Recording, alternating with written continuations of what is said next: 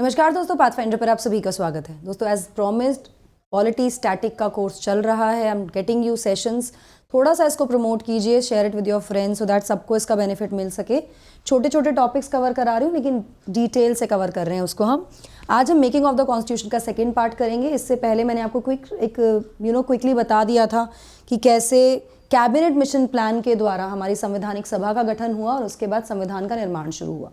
आज के सेशन में हम कैबिनेट मिशन प्लान के बारे में डिटेल में बात करने वाले हैं और उसके बाद कैसे कॉन्स्टिट्यूएंट असेंबली की मीटिंग्स हुई हैं और क्या क्या हुआ है, इनिशियली क्या हुआ।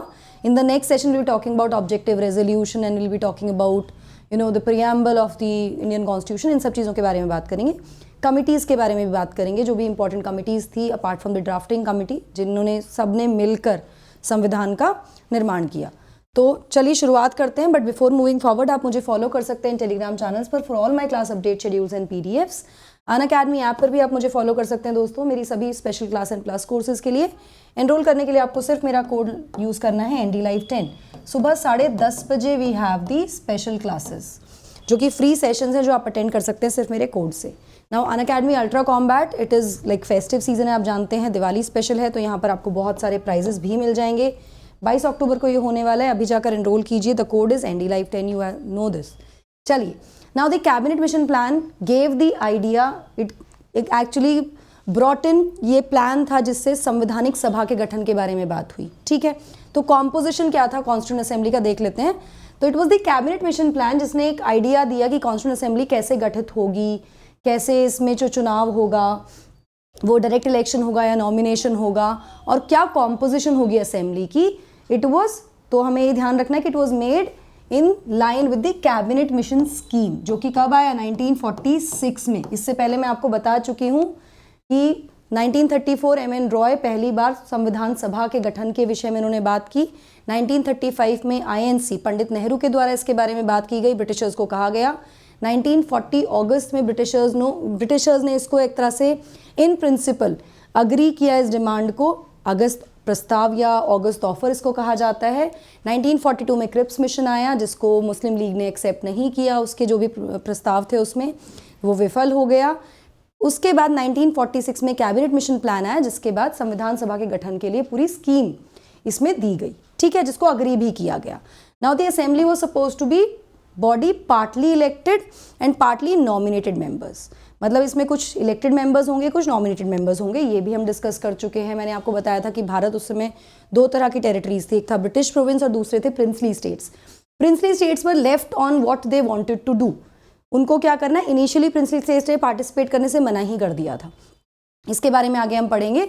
लेकिन जो ब्रिटिश प्रोविंसेस थे, वहाँ पर प्रोविंशियल लेजिस्लेटिव असेंबलीज थी, जिसमें जो चुनाव करके जो चुने हुए निर्वाचित जो प्रतिनिधि थे वो लिमिटेड फ्रेंचाइज से आते थे, और वो प्रतिनिधि चुनकर उन्होंने भेजा संविधान सभा के मेंबर्स को। ठीक है, तो it was an indirect election, जैसे राज्यसभा का इलेक्शन होता है, ऐसे समझ लीजिए अभी ओवरऑल आप। ठीक है, elections to the assembly that took place in 1946 में इलेक्शंस हो गए।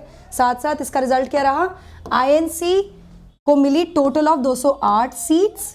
208 सीट्स मिली INC को इस इलेक्शन में, और मुस्लिम लीग को मिली 73 सीट्स, जिसके अलावा 15 सीट्स ऐसी थी जो that were occupied bye independent candidates. तो 208 INC को मिली, 73 मुस्लिम लीग को, और 15 seats were occupied by the independent candidates, किसी पार्टी के नहीं थे ये। डिसीजन जो था प्रिंसली स्टेट्स का to not be involve in the assembly left 93 seats vacated. Initially princely states ने मना कर दिया कि हम पार्टिसिपेट नहीं करेंगे इसमें, हम इन्वॉल्व नहीं होंगे, तो ये सीट्स खाली होंगी। लेकिन बाद में लेटर स्टेजेस में प्रिंसली स्टेट्स की तरफ से नॉमिनेटेड मेंबर आ गए। 93 डिसाइड हुआ कि ठीक है, हम नॉमिनेटेड मेंबर्स भेजेंगे, इलेक्शन से नहीं भेजेंगे। ठीक है, इट इज नोट वर्दी that although members of the assembly were not elected directly, जैसा कि मैंने आपको बताया कि जो मेंबर्स थे असेंबली के वो डायरेक्टली इलेक्टेड नहीं थे, लेकिन उसके बावजूद भी there was a representation from all sections of the society, जैसे कि Hindus, Muslim, Sikh, Parsis, Anglo Indians, Indian Christians, SC STs, backward classes और विमेन भी, महिलाएं भी, जो भी इन सेक्शन से आती थी। तो दो it was not universal adult franchise, limited franchise थी, लेकिन फिर भी रिप्रेजेंटेशन बहुत अच्छा था और लगभग हर सेक्शन से रिप्रेजेंटेशन देखने को मिला संवैधानिक सभा में, और यही इसकी महत्ता भी थी, यही हम चाहते भी थे। स्ट्रक्चर की अगर हम बात करें तो स्ट्रक्चर हम कह सकते हैं कि 292 members were elected through the provincial legislative assemblies. जैसा कि मैंने आपको बताया ब्रिटिश प्रोविंसेस थे, उनकी असेंबलीज थी प्रोविंशियल लेजिस्लेटिव असेंबलीज, यहां से आए 292 मेंबर्स। ठीक है, जिसमें कौन कहां से, कांग्रेस के भी हो गए और मुस्लिम लीग के भी हो गए, ये ध्यान रखिएगा। ऑलराइट, 93 रिप्रेजेंटेटिव्स आए from the princely states which were nominated, ये नॉमिनेटेड आए थे। एंड चीफ कमिश्नर्स प्रोविंस जो रहे, 4 मेंबर्स यहां से आए, जो 4 मेन चीफ कमिश्नर प्रोविंस थे उनसे। नाउ कमेंट सेक्शन में आप मुझे बताएंगे कि कौन कौन से 4 चीफ कमिश्नर्स प्रोविंसेस थे जहां से ये 4 मेंबर्स आए थे। टोटल मेंबरशिप की बात करें असेंबली की तो इट वाज टू बी 389, 389 सदस्य इस असेंबली में डिसाइड हुआ था कैबिनेट मिशन प्लान के अंडर कि 389 मेंबर्स होने चाहिए। लेकिन बीच में आ गया माउंटबेटन प्लान 3 जून 1947 को, जिसको हम जून प्लान भी कहते हैं, 3 जून प्लान भी कहते हैं, माउंटबेटन प्लान भी कहते हैं, जिससे भारत और पाकिस्तान का हो गया बंटवारा, पार्टीशन हुआ। जब पार्टीशन हुआ तो जो ब्रिटिश प्रोविंसेस थे, जो एरियाज थे, कुछ एरियाज पाकिस्तान की टेरिटरी का हिस्सा बन गए और कुछ भारत में रहे। तो ऐसे में जो पाकिस्तान चले गए वो मेंबर्स रिड्यूस हो गए from the constituent assembly of India, जिसकी वजह से जो नई असेंबली आई जिसमें पाकिस्तान के जो एरियाज थे उनको हटने के बाद 389 से घटकर मेंबरशिप हो गई 299। ठीक है, क्योंकि जो पाकिस्तान का हिस्सा था वो पाकिस्तान में चला गया, या जो पाकिस्तान के हिस्से में आए जो रीजन्स, तो उनके मेंबर्स भी चले जाएंगे वहां पर। ठीक है, now cabinet mission plan 389 members, after partition Mountbatten plan the numbers of the members of the constituent assembly came down to 299। ठीक है, चलिए यहाँ पर ये सब बंटवारा आपको समझने की ज़रूरत नहीं है कि कितने इसमें प्रिंसली स्टेट से थे, कितने असेंबली से, प्रोविंशियल असेंबली से थे। करना चाहेंगे तो आप उसको देख सकते हैं, बट इतना ज़रूरी नहीं है। ठीक है, पर आपको मेंबरशिप पता होनी है। 389 एंड 299 हो गया था। वर्किंग की अगर हम बात करें कॉन्स्टिट्यूएंट असेंबली के तो 9 दिसंबर 1946 ये वो तारीख है जब पहली मीटिंग हुई कॉन्स्टिट्यूएंट असेंबली की। और मीटिंग कहाँ पर हुई? In the constitution hall of the Indian parliament, new Delhi.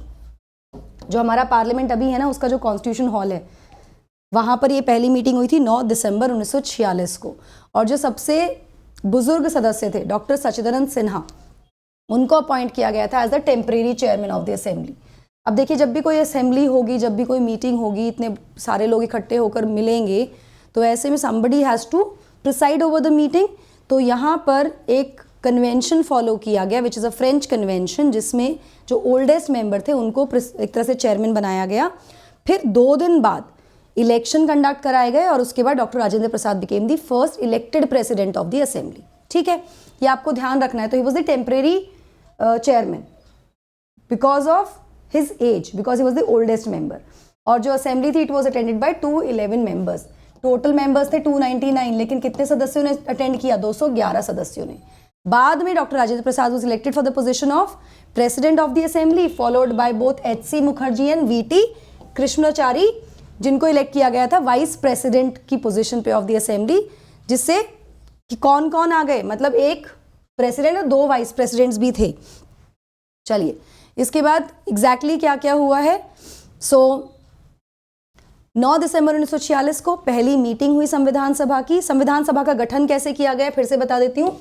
Under cabinet mission plan, cabinet mission plan में डिसाइड हुआ कितने मेंबर्स? 389 मेंबर्स होंगे। लेकिन 3 जून माउंटबेटन प्लान के बाद number of members got reduce to 299। ये कैबिनेट मिशन प्लान में 389 मेंबर्स हैं। Provincial British provinces 4 members commissioners province से, कमिश्नरी से, और 93 members from the princely states. ठीक है, चलिए, तो पहली मीटिंग हुई, इलेक्शन हो गया, सब कुछ हो गया। 299 मेंबर्स थे। पहली मीटिंग 1946 में हुई, जिसमें मैंने आपको बताया सेंट्रल हॉल में हुई, पार्लियामेंट के, जो कॉन्स्टिट्यूशन हॉल भी कहा जाता है। Sachchidananda Sinha became the first temporary president. Temporary president थे, इलेक्टेड प्रेसिडेंट नहीं थे। He was not elected, he was actually decided following the French practice. जैसा कि मैंने आपको बताया, फ्रेंच प्रैक्टिस फॉलो की गई थी। उसके बाद 11 दिसंबर 2 दिन बाद the assembly elected doctor Rajendra Prasad and HC Mukherjee as the president vice president of the assembly, appointed sir BN Rao as the constitutional adviser to the assembly. 7वें सर BN राव को भी अपॉइंट किया गया एज अ संवैधानिक सलाहकार। 13 दिसंबर 1946 को ऑब्जेक्टिव रेजोल्यूशन या उद्देश्य प्रस्ताव प्रस्तुत किया गया पंडित नेहरू के द्वारा, जिसका उद्देश्य प्रस्ताव क्या हुआ कि संविधान में हम क्या, किस उद्देश्य से संविधान लिखने वाले हैं, क्या हमारा पर्पस होगा, and all these things which after later on after the constitution was written it objective resolution से हमारा प्रीएम्बल निकल कर आया, जिसके बारे में आगे मैं बात करूंगी। Underlying principles of constitution were led by the objective resolution. जो भी इसके अंडरलाइनिंग प्रिंसिपल्स थे, क्या हमारी फिलॉसफी होगी, क्या हम किस तरह के, जैसे इक्वालिटी, जस्टिस, इन सब चीज़ों की जो बात की गई है वो ऑब्जेक्टिव रेजोल्यूशन में बात की गई थी। 13 दिसंबर 1946 को ये प्रस्तुत किया गया बाय पंडित नेहरू, ठीक है। और 22 जनवरी 1947 को इसको यूनानिमसली पारित भी कर दिया गया था, जिसके बारे में हम अगले सेशन में बात करने वाले हैं। तो this is how the cabinet mission plan decided on the composition of the constituent assembly, और इस तरह से वर्किंग शुरू हुई असेंबली की। साथ में कुछ कमिटीज़ का भी गठन किया, जिनके बारे में अगले सेशन में हम बात करने वाले हैं। आई होप आपको ये समझ में आ रहा हो। बहुत छोटे छोटे टॉपिक्स करा रही हूँ ताकि इतनी क्लैरिटी रहे, ठीक है। चलिए, एक स्पेशल सरप्राइज है जहाँ पर 9 महीने का सब्सक्रिप्शन आपको मिल रहा है at a discounted price till 24 अक्टूबर। दोस्तों 2023 के एस्पिरेंट्स के लिए अभी जाकर एनरोल कीजिए। The code that you have to use is NDLive10। NDLive10 को कोड आपको यूज़ करना है, और इस कोड के साथ आप अनअकैडमी का कोई भी सब्सक्रिप्शन अवेल कर सकते हैं ऑन डिस्काउंट। आपको डिस्काउंट मिल जाएगा। CSAT सब्सक्रिप्शन भी आपको मिल रहा है अर्ली बर्ड प्राइस पर। ऑफर 24 अक्टूबर तक है। अभी जाकर एनरोल कीजिए, अपनी CSAT की तैयारी को भी और स्ट्रॉन्ग कीजिए। इसके साथ साथ मैं बता दूं आपको, बैचेस हमारे शुरू हो चुके हैं आज से। अभी जाइए, एनरोल कीजिए। अल्टीमेट बैच होने वाला है UPSC CSE 2023 के लिए।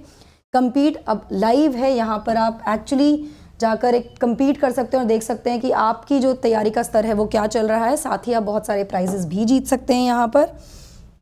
सिविल सर्विसेज चैंपियनशिप ये 13 नवंबर को होने वाली है। Enrol now, this is free championship. इसी के साथ साथ लास्ट माइल जो कि UPSC CSE का फ्री इंटरव्यू गाइडेंस प्रोग्राम है 2022 के लिए, ये शुरू हो गए। अभी जाकर एनरोल कीजिए। और जो पैनलिस्ट होंगे वो ब्यूरोक्रेट्स हैं, टॉप एजुकेटर्स हैं, प्रोफेसर्स हैं, एक्सपर्ट्स हैं अलग अलग फील्ड से, जनरल स्टडीज़ के। ये आपको मदद करेंगे आपकी इंटरव्यू की तैयारी को और ज़्यादा बेहतर करने के लिए। अभी जाइए और एनरोल कर लीजिए। The code that you have to use is NDLive10।